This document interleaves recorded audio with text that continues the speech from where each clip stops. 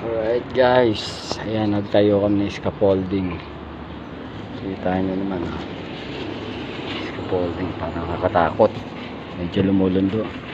Maglalagay ng camera.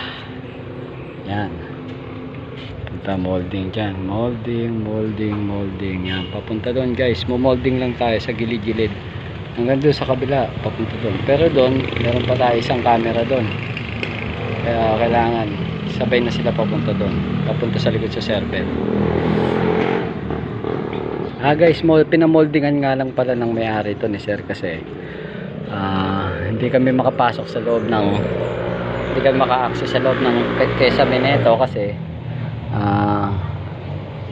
ang tawag nito, wala kasing butas, wala siyang butas. Ayun, shoutout nga pala kay Tags na malupit. Ayan, shoutout mga ka-CCTV.